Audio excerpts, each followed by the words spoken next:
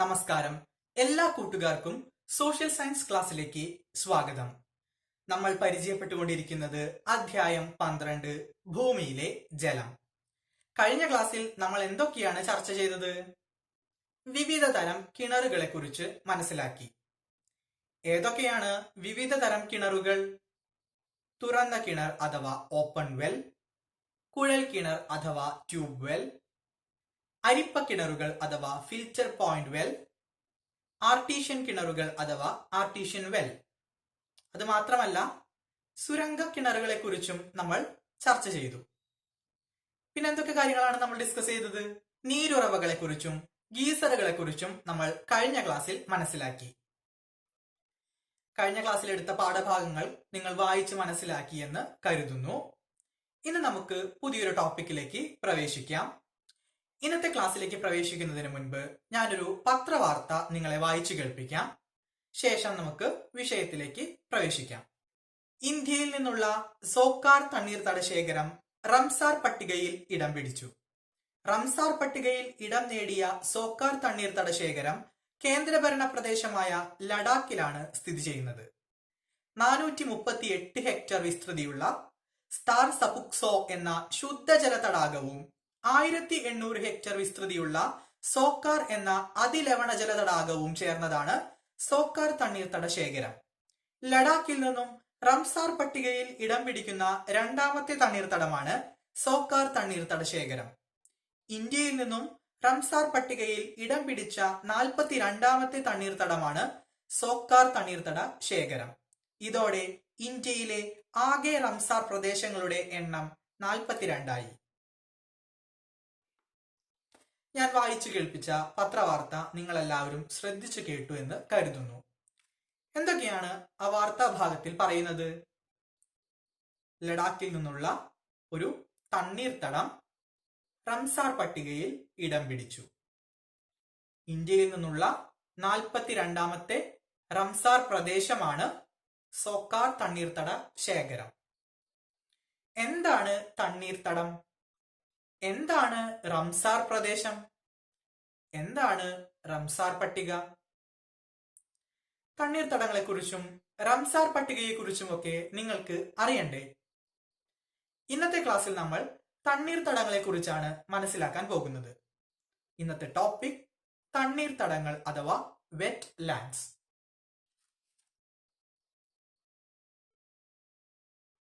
ഭൂമിയിൽ ജീവന്റെ ഉത്ഭവം ജലത്തിലായിരുന്നു എന്നാണ് ജീവശാസ്ത്രജ്ഞരുടെ അഭിപ്രായം. സസ്യങ്ങളുടെയും ജന്തുക്കളുടെയും നിലനിൽപ്പിന് ജലം അത്യാവശ്യമാണ്. ജലവും ജലസ്രോതസ്സുകളും വൈവിധ്യമാർന്ന ജൈവ വ്യവസ്ഥയുടെയും ആവാസ വ്യവസ്ഥയുടെയും കേന്ദ്രമാണ്. ജലക്ഷാമവും ജലമലിനീകരണവും ഭൂഗർഭജല ശോഷണവും കാലാവസ്ഥാ വ്യതിയാനവുമൊക്കെ ദിനംപ്രതി ചർച്ചയായിക്കൊണ്ടിരിക്കുന്ന ഈ കാലഘട്ടത്തിൽ പ്രകൃതിയുടെ വരദാനമായ തണ്ണീർത്തടങ്ങളുടെ പ്രാധാന്യം ഏറെ വർദ്ധിച്ചു വരികയാണ്. തണ്ണീർത്തട സംരക്ഷണത്തിന്റെ പ്രാധാന്യത്തെക്കുറിച്ച് സമൂഹത്തിന് അവബോധം സൃഷ്ടിക്കുന്നതിനു വേണ്ടി ഫെബ്രുവരി 2 ലോക തണ്ണീർത്തട ദിനമായി ആചരിക്കുന്നു. വേൾഡ് വെറ്റ്ലാൻഡ്സ് ഡേ ഫെബ്രുവരി 2. ഭൂമിയുടെ വൃക്ക, ജൈവ അരിപ്പ, ആവാസ വ്യവസ്ഥയുടെ ജീവനാഡി, ജൈവലോകത്തിന്റെ രക്തപര്യന വ്യവസ്ഥ എന്നിങ്ങനെയുള്ള വിശേഷണങ്ങളാണ് തണ്ണീർത്തടങ്ങൾക്ക് ഉള്ളത്. തണ്ണീർത്തടങ്ങൾ എന്താണ് എന്ന് മനസ്സിലാക്കുന്നതിന് വേണ്ടിയിട്ട് നമുക്കൊരു വീഡിയോ ക്ലിപ്പ് കാണാം. ശേഷം കൂടുതൽ കാര്യങ്ങൾ നമ്മൾക്ക് ഡിസ്കസ് ചെയ്യാം. അപ്പോൾ എല്ലാവരും വീഡിയോ ക്ലിപ്പ് ഒന്ന് കണ്ടുവരൂ. ഇന്ന് ലോക തണ്ണീർത്തട ദിനം. 1971 ഫെബ്രുവരി 2 ഇറാനിലെ കാസ്പിയൻ കടൽ തീരത്തെ റംസർ നഗരത്തിൽ ഒപ്പുവെച്ച തണ്ണീർത്തട ഉടമ്പടിയുടെ ഓർമ്മപ്പെടുത്തലാണ് ഈ ദിനം. ഇന്ത്യയും റാംസർ ഉടമ്പടിയിലെ അംഗമാണ്. ഈ ഉടമ്പടി പ്രകാരം ഇന്ത്യയിൽ മൊത്തം 25 തണ്ണീർത്തടങ്ങളെ റാംസർ സൈറ്റുകളായി പരിഗണിച്ചിട്ടുണ്ട്. അഷ്ടമുടിക്കായൽ, ശാസ്താംകോട്ട കായൽ, വേമ്പനാട്ട് കായൽ, കോൾ നിലങ്ങൾ എന്നിവയാണ് കേരളത്തിൽ നിന്നും ഈ പട്ടികയിൽ സ്ഥാനം പിടിച്ചിട്ടുള്ളത്. തണ്ണീർത്തടങ്ങൾ സംരക്ഷിക്കേണ്ടതിന്റെ ആവശ്യകതയെക്കുറിച്ച് ജനങ്ങളിൽ അവബോധം സൃഷ്ടിക്കാനായി 1997 ഫെബ്രുവരി 2 മുതലാണ് ആഗോളതലത്തിൽ തണ്ണീർത്തട ദിനം ആചരിച്ചു തുടങ്ങിയത്. വർഷത്തിൽ 6 മാസമെങ്കിലും ജലത്താൽ ആവൃതമോ ജലനിർഭരമോ ജലനിമഗ്നമോ ആയിട്ടുള്ള തനതായ പരിസ്ഥിതി സവിശേഷതകൾ ഉള്ളതുമായ പ്രദേശമാണ് തണ്ണീർത്തടം. അധികം ആഴമില്ലാത്ത ജലം സ്ഥിരമായോ വർഷത്തിൽ കുറച്ചുകാലമോ കെട്ടിക്കിടക്കുന്ന കരപ്രദേശമാണിത്. ചെറുതുവലുതുമായ തടാകങ്ങൾ, നദികൾ, അരുവികൾ, അഴിമുഖങ്ങൾ, ഡെൽറ്റകൾ, കണ്ടൽ പ്രദേശങ്ങൾ, പവിഴപ്പുറ്റുകൾ നിറഞ്ഞ പ്രദേശങ്ങൾ, ചതുപ്പ് പ്രദേശങ്ങൾ, താഴ്ന്ന നിരപ്പിലുള്ള നെൽവയലുകൾ, അണക്കെട്ടുകൾ, ജലസംഭരണികൾ, ഋതുഭേദങ്ങൾ മൂലം വെള്ളത്തിനടിയിലായ സമതല പ്രദേശങ്ങളും വനഭൂമികളും എന്നിവയെല്ലാം തണ്ണീർത്തടത്തിന്റെ നിർവചനത്തിൽ വരും. ജലശുചീകരണം, വെള്ളപ്പൊക്ക നിയന്ത്രണം, തീരസംരക്ഷണം എന്നിവ ഉൾപ്പെട്ട നിരവധി ധർമ്മങ്ങൾ തണ്ണീർത്തടങ്ങൾ നിർവഹിക്കുന്നുണ്ട്. ജൈവ വൈവിധ്യം കൊണ്ടും ഇവ സമ്പുഷ്ടമാണ്. ഭൂമിയുടെ വൃക്കകളെന്ന് വിശേഷിപ്പിക്കപ്പെടുന്ന തണ്ണീർത്തടങ്ങളെ കാത്തുസൂക്ഷിക്കേണ്ടത് ഓരോ വ്യക്തിയുടെയും കടമയാണെന്ന് ഈ ദിനം ഓർമ്മപ്പെടുത്തുന്നു. News desk, Doordarshan. അപ്പോൾ എല്ലാവരും ആ വീഡിയോ ക്ലിപ്പ് കണ്ടു എന്ന് കരുതുന്നു. തണ്ണീർത്തടങ്ങൾ എന്താണ് എന്ന് മനസ്സിലാക്കാനായിട്ട് നിങ്ങൾക്ക് സാധിച്ചു എന്ന് കരുതുന്നു. എന്താണ് തണ്ണീർത്തടങ്ങൾ?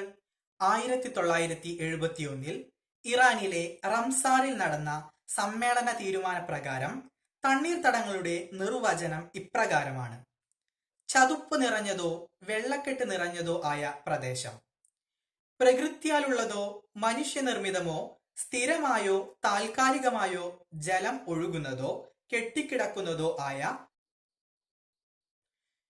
ശുദ്ധജലത്താലോ കായൽ ജലത്താലോ അല്ലെങ്കിൽ ഉപ്പുവെള്ളത്താലോ നിറഞ്ഞതും വേലിയേറ്റം, വേലിയിറക്കം എന്നിവ അനുഭവപ്പെടുന്നതും 6 മീറ്ററിൽ താഴെ ആഴമുള്ളതുമായ ജലമേഖലകൾ തണ്ണീർത്തടങ്ങൾ എന്നറിയപ്പെടുന്നു.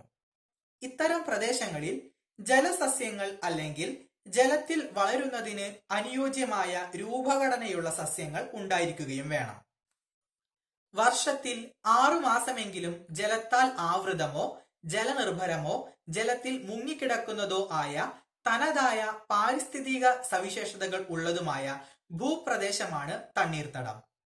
അധികം ആഴമില്ലാതെ ജലം സ്ഥിരമായോ വർഷത്തിൽ കുറച്ചു കാലമോ കെട്ടിക്കിടക്കുന്ന കരപ്രദേശമാണിത്. തണ്ണീർത്തടങ്ങളിൽ ജലം ഭൂമിയുടെ ഉപരിതലത്തിലോ അല്ലെങ്കിൽ ഉപരിതലത്തിന് തൊട്ടു താഴെയോ ആണ് കാണപ്പെടുക. ഇത് കടൽ വെള്ളമോ ശുദ്ധജലമോ ഓരുവെള്ളമോ ആകാം. സസ്യങ്ങൾക്കും ജീവികൾക്കും വസിക്കുവാൻ യോഗ്യമായ ഇത്തരം പ്രദേശങ്ങളിൽ ചെളി കലർന്നതും ജൈവാവശിഷ്ടങ്ങളാൽ സമ്പുഷ്ടമായതുമായ മണ്ണ് കാണപ്പെടുന്നു. അപ്പോൾ എന്താണ് തണ്ണീർത്തടം എന്ന് മനസ്സിലാക്കാനായിട്ട് നിങ്ങൾക്ക് സാധിച്ചു എന്ന് കരുതുന്നു.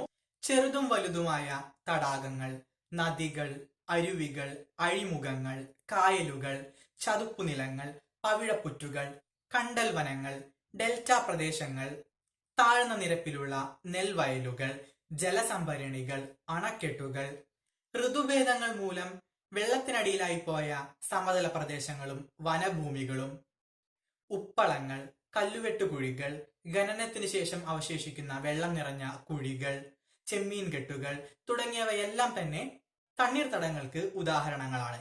എന്തുകൊണ്ടെന്നാൽ അവിടെ തനതായൊരു ആവാസ വ്യവസ്ഥയും ജൈവ വ്യവസ്ഥയും നിലനിൽക്കുന്നു.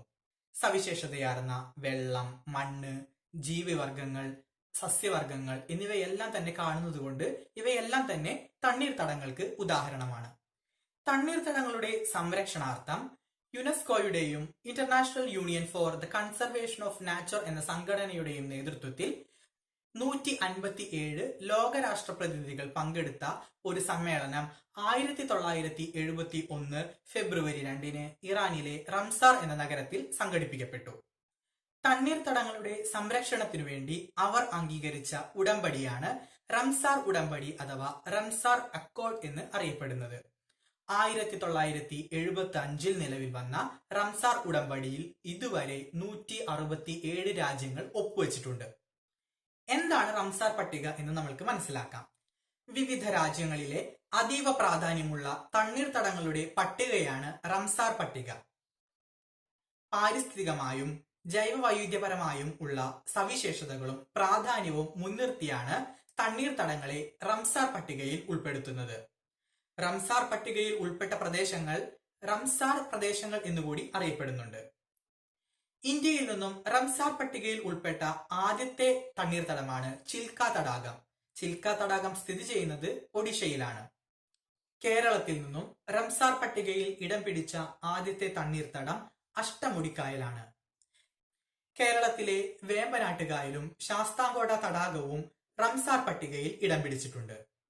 ഇന്ത്യയിൽ നിന്നും ആകെ 42 തണ്ണീർത്തടങ്ങളാണ് റംസാർ പട്ടികയിൽ ഇടം പിടിച്ചിട്ടുള്ളത്. അതായത് ഇന്ത്യയിലെ ആകെ റംസാർ പ്രദേശങ്ങളുടെ എണ്ണം 42 ഇന്ത്യയിൽ നിന്നും അവസാനമായി റംസാർ പട്ടികയിൽ ഇടം പിടിച്ച തണ്ണീർത്തടമാണ് സോക്കാർ തണ്ണീർത്തട ശേഖരം. അതായത് ഇന്ത്യയിലെ 42ാമത്തെ റംസാർ സൈറ്റ് ആണ്, അല്ലെങ്കിൽ റംസാർ പ്രദേശമാണ് സോക്കാർ തണ്ണീർത്തട ശേഖരം. തണ്ണീർത്തടങ്ങളുടെ സവിശേഷതയും പ്രാധാന്യവും മനസ്സിലാക്കുന്നതിന് നമ്മൾക്കൊരു വീഡിയോ ക്ലിപ്പ് കാണാം. A Ramsar site is a wetland site designated to be of international importance. These wetlands are protected under strict guidelines of the Ramsar Convention on Wetlands. The Ramsar Convention on Wetlands, also known as the Convention on Wetlands, is an intergovernmental treaty for the conservation and wise use of wetlands.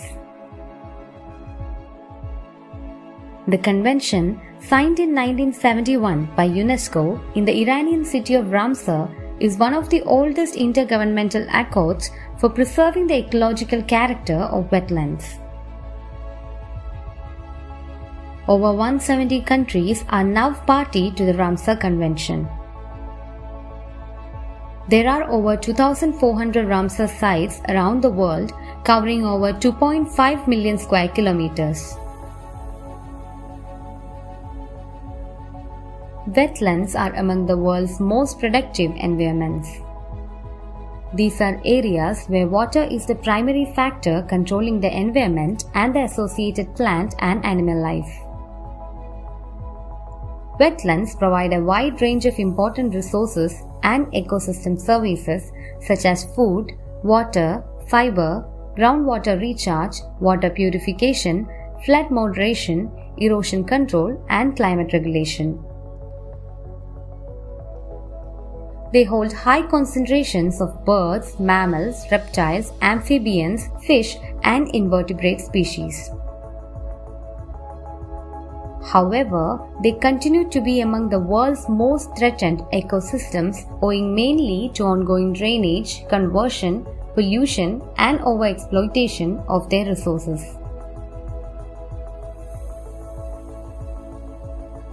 This convention came into force in India on February 1, 1982. India now has 41 wetlands, which makes it the highest in South Asia.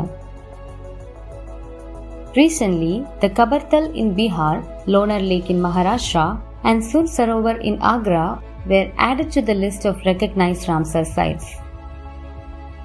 Chilika Lake in Odisha, Sambar Lake in Rajasthan, Wular Lake in Jammu and Kashmir, Ashtamudi Wetland in Kerala, and Sundarbans are some of the other Ramsar sites in India. Montreux Record is a register of wetland sites on the list of wetlands of international importance where changes in ecological character have occurred, are occurring, or are likely to occur as a result of technological developments, pollution, or other human interference. It is maintained as part of the Ramsar list. Currently, 2 wetlands of India are in Montreux Record: Keoladeo National Park in Rajasthan and Loktak Lake in Manipur.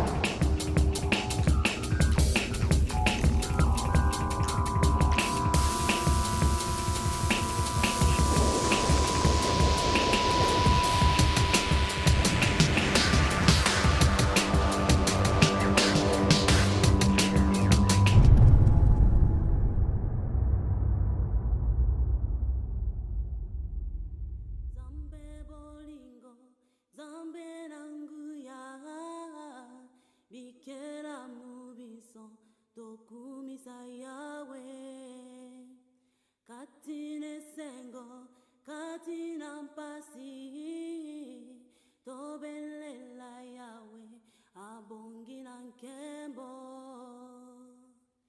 Hey Yahweh kumama. Video clip നിരീക്ഷിച്ചതിലൂടെ തണ്ണീർത്തടങ്ങളുടെ പ്രാധാന്യം നിങ്ങൾക്ക് മനസ്സിലായി എന്ന് കരുതുന്നു. എങ്ങനെയാണ് തണ്ണീർത്തടങ്ങൾ നമ്മൾക്ക് ഉപകാരപ്പെടുന്നത്? ആഹാരത്തിന്റെ ഉറവിടമാണ് തണ്ണീർത്തടങ്ങൾ. തണ്ണീർത്തടങ്ങളിൽ മിക്കവയും ഉയർന്ന ഉൽപാദനക്ഷമതയുള്ള ജലസംഭരണികളാണ്. ഭക്ഷ്യയോഗ്യമായ മത്സ്യത്തിന്റെ 90% സ്ഥിതി ചെയ്യുന്നത് തണ്ണീർത്തടങ്ങളിലാണ്. നെല്ല് പോലുള്ള ധാന്യങ്ങൾ ഉൽപ്പാദിപ്പിക്കുന്നതിന് തണ്ണീർത്തടങ്ങളെ ആശ്രയിക്കുന്നു. കാലിത്തീറ്റയ്ക്ക് ഉപയോഗിക്കുന്ന നിരവധി പുൽവർഗ്ഗങ്ങളും പായലുകളും വളരുന്നത് തണ്ണീർത്തടങ്ങളിലാണ്. വെള്ളപ്പൊക്കം നിയന്ത്രിക്കാൻ തണ്ണീർത്തടങ്ങൾക്ക് സാധിക്കും. ഉപരിതല ജലത്തിന്റെ സംഭരണികളാണ് തണ്ണീർത്തടങ്ങൾ. അതായത് മഴവെള്ളത്തെ സംഭരിക്കാനുള്ള ശേഷി തണ്ണീർത്തടങ്ങൾക്കുണ്ട്. നദികളിൽ നിന്ന് അധികമാകുന്ന ജലവും ഒഴുകിയെത്തി സംഭരിക്കപ്പെടുന്നത് തണ്ണീർത്തടങ്ങളിലാണ്. അധികമുള്ള ജലത്തെ സംഭരിച്ചുകൊണ്ട് വെള്ളപ്പൊക്ക ഭീഷണി ഒഴിവാക്കാൻ തണ്ണീർത്തടങ്ങൾ സഹായിക്കുന്നു. ജലം സംഭരിക്കാനും ഭൂഗർഭജലനിരപ്പ് ഉയർത്താനും തണ്ണീർത്തടങ്ങൾ സഹായിക്കുന്നു. മഴവെള്ളം ഏറ്റവും കൂടുതൽ സംഭരിക്കപ്പെടുന്നത് പ്രകൃതിദത്ത അണക്കെട്ടുകളായിട്ടുള്ള തണ്ണീർത്തടങ്ങളിലാണ്. അങ്ങനെ തണ്ണീർത്തടങ്ങളിൽ ശേഖരിക്കപ്പെടുന്ന ജലം പതിയെ മണ്ണിലേക്ക് ഊർന്നിറങ്ങുന്നു. അത് ഭൂഗർഭജലമായി സംഭരിക്കപ്പെടുന്നു. അങ്ങനെ ഭൂഗർഭജലത്തിന്റെ അളവ് കൂട്ടാനും തണ്ണീർത്തടങ്ങൾ സഹായിക്കുന്നു. കരയും തീരവും സംരക്ഷിക്കാനായിട്ട് തണ്ണീർത്തടങ്ങളിൽ വളരുന്ന സസ്യങ്ങൾ ഒരുപാട് സഹായിക്കുന്നുണ്ട്. കണ്ടൽ ചെടികളെ കുറിച്ച് അഥവാ മാൻഗ്രൂവ്സിനെ കുറിച്ച് നിങ്ങൾ കേട്ടിട്ടില്ലേ? തണ്ണീർത്തടങ്ങളിൽ വളരുന്ന ഒരു സസ്യമാണ് കണ്ടൽ. അതുപോലെ ധാരാളം സസ്യജാലങ്ങൾ തണ്ണീർത്തടങ്ങളിൽ വളരുന്നുണ്ട്. തണ്ണീർത്തടങ്ങളിലെ തീരത്ത് വളരുന്ന സസ്യങ്ങൾ നദികളുടെയും ജലാശയങ്ങളുടെയും തീരം സംരക്ഷിക്കുന്നു. അതായത് തീരം ഇടിഞ്ഞു പോവാതെ സംരക്ഷിക്കാനായിട്ട് ഇത്തരം ചെടികൾ സഹായിക്കുന്നുണ്ട്. തീരത്തിന്റെ ഘടന നിലനിർത്തുന്നതിനും തടാകങ്ങൾ, ജലാശയങ്ങൾ പോലുള്ള തണ്ണീർത്തടങ്ങളുടെ തീരം ഇടിയാതെ സംരക്ഷിക്കുന്നതിന് ഇത്തരം സസ്യങ്ങൾ, തണ്ണീർത്തടങ്ങളിൽ വളരുന്ന സസ്യങ്ങൾ സഹായിക്കുന്നു. കരഭാഗങ്ങളിൽ നിന്നുള്ള മണ്ണൊലിപ്പ് തടയാൻ തണ്ണീർത്തടങ്ങളിലെ സസ്യങ്ങൾ സഹായിക്കുന്നു.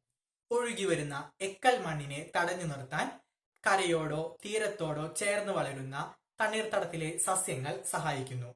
പ്രകൃതിക്ഷോഭങ്ങളിൽ നിന്നും കരയെയും തീരപ്രദേശത്തെയും രക്ഷിക്കാൻ തണ്ണീർത്തടങ്ങളിലെ സസ്യങ്ങൾക്ക് സാധിക്കുന്നു. കടൽക്ഷോഭം, വെള്ളപ്പൊക്കം, സുനാമി, കൊടുങ്കാറ്റ് തുടങ്ങിയ പ്രകൃതിക്ഷോഭങ്ങളിൽ നിന്നും കരയെ രക്ഷിക്കാൻ കണ്ടൽ പോലുള്ള സസ്യങ്ങൾ സഹായിക്കുന്നു. അതായത് തണ്ണീർത്തടങ്ങളിൽ വളരുന്ന സസ്യങ്ങൾക്ക് പ്രകൃതിക്ഷോഭങ്ങളെ തടുക്കാനുള്ള കഴിവുണ്ട്. വേലിയേറ്റ സമയത്തും വേലിയിറക്ക സമയത്തും ഉണ്ടാകുന്ന ജലപ്രവാഹത്തെ നിയന്ത്രിക്കാൻ തണ്ണീർത്തടങ്ങളിലെ സസ്യങ്ങൾക്ക്, പ്രത്യേകിച്ചും കണ്ടലുകൾക്ക് സാധിക്കും. വൈവിധ്യമാർന്ന സസ്യജന്തുജാലങ്ങളുടെ ആവാസ വ്യവസ്ഥയാണ് തണ്ണീർത്തടങ്ങൾ. തണ്ണീർത്തടങ്ങളിൽ വിവിധ തരം ജന്തുവർഗങ്ങളും സസ്യവർഗങ്ങളും വളരുന്നു. ധാരാളം സൂക്ഷ്മജീവികളും തണ്ണീർത്തടങ്ങളിൽ അധിവസിക്കുന്നുണ്ട്. വിവിധ ഇനം മൃഗങ്ങൾ, പക്ഷികൾ, മത്സ്യങ്ങൾ, ജലജീവികൾ എന്നിവയെല്ലാം തന്നെ മുട്ടയിടുന്നതിനും കുഞ്ഞുങ്ങളെ വളർത്തുന്നതിനും വേണ്ടി ആശ്രയിക്കുന്നത് തണ്ണീർത്തടങ്ങളെയാണ്. അതായത് വൈവിധ്യമാർന്ന ഒരു ആവാസ വ്യവസ്ഥയാണ്, ഒരു ജൈവ വ്യവസ്ഥയാണ് തണ്ണീർത്തടങ്ങൾ. ജലത്തിലെ മാലിന്യങ്ങളെ അരിച്ചു നീക്കുന്ന ഒരു അരിപ്പയായും തണ്ണീർത്തടങ്ങൾ പ്രവർത്തിക്കുന്നു. അതായത് ഒഴുകിയെത്തുന്ന ജലം സംഭരിക്കപ്പെടുന്നത് തണ്ണീർത്തടങ്ങളിലാണ്.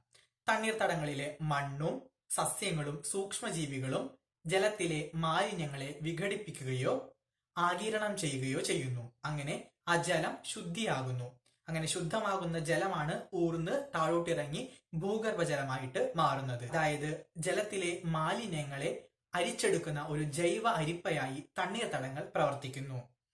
തണ്ണീർത്തടങ്ങളുടെ പ്രാധാന്യം നിങ്ങൾക്ക് മനസ്സിലായില്ലേ? ഇനി നമ്മൾക്കൊരു പഠന പ്രവർത്തനമായാലോ? തണ്ണീർത്തടങ്ങൾ നേരിടുന്ന ഭീഷണികൾ, പ്രശ്നങ്ങൾ എന്തൊക്കെയാണ് എന്ന് ചർച്ച ചെയ്ത് നിങ്ങളുടെ നോട്ട് പുസ്തകത്തിൽ കുറിക്കൂ. ഇതാണ് നിങ്ങൾക്കുള്ള ഒന്നാമത്തെ പഠന പ്രവർത്തനം. പഠന പ്രവർത്തനം പൂർത്തിയാക്കാൻ നിങ്ങൾക്ക് സാധിച്ചു എന്ന് കരുതുന്നു. എന്തൊക്കെയാണ് തണ്ണീർത്തടങ്ങൾ നേരിടുന്ന പ്രശ്നങ്ങൾ, ഭീഷണികൾ? നെൽവയൽ ഉൾപ്പെടെയുള്ള പല തണ്ണീർത്തടങ്ങളും നികത്തപ്പെടുന്നു. തണ്ണീർത്തടങ്ങളിലേക്ക് വ്യാപകമായി മാലിന്യങ്ങൾ നിക്ഷേപിക്കപ്പെടുന്നു. രാസവളങ്ങളും കീടനാശിനികളും രാസമാലിന്യങ്ങളും തണ്ണീർത്തടങ്ങളിലേക്ക് കലരുന്നത് മൂലം തണ്ണീർത്തടങ്ങളിലെ ജൈവ വ്യവസ്ഥ അപകടത്തിലാകുന്നു. ഇതിൽ നിന്നും നമ്മൾക്ക് എന്ത് മനസ്സിലായി? നികത്തലും മലിനീകരണവുമാണ് തണ്ണീർത്തടങ്ങൾ നേരിടുന്ന ഏറ്റവും വലിയ ഭീഷണി. ഇനി നിങ്ങൾക്കുള്ള രണ്ടാമത്തെ പഠന പ്രവർത്തനമാണ് തണ്ണീർത്തടങ്ങളുടെ സംരക്ഷണത്തിന്റെ പ്രാധാന്യത്തെക്കുറിച്ച് സമൂഹത്തിൽ അവബോധം സൃഷ്ടിക്കുന്നതിന് വേണ്ടി പോസ്റ്ററുകൾ തയ്യാറാക്കൂ. ഇതാണ് നിങ്ങൾക്കുള്ള രണ്ടാമത്തെ പഠന പ്രവർത്തനം. തണ്ണീർത്തടങ്ങളുടെ സംരക്ഷണത്തിന്റെ പ്രാധാന്യം സമൂഹത്തിന് ബോധ്യപ്പെടുത്തുന്നതിന് വേണ്ട പോസ്റ്ററുകൾ തയ്യാറാക്കാൻ നിങ്ങൾക്ക് സാധിച്ചു എന്ന് കരുതുന്നു. ഏതാനും പോസ്റ്ററുകളുടെ മാതൃകകൾ ഞാനിവിടെ അവതരിപ്പിക്കുന്നുണ്ട്. ഇതുപോലുള്ള പോസ്റ്ററുകൾ തയ്യാറാക്കാൻ നിങ്ങൾക്ക് സാധിച്ചു എന്ന് കരുതുന്നു.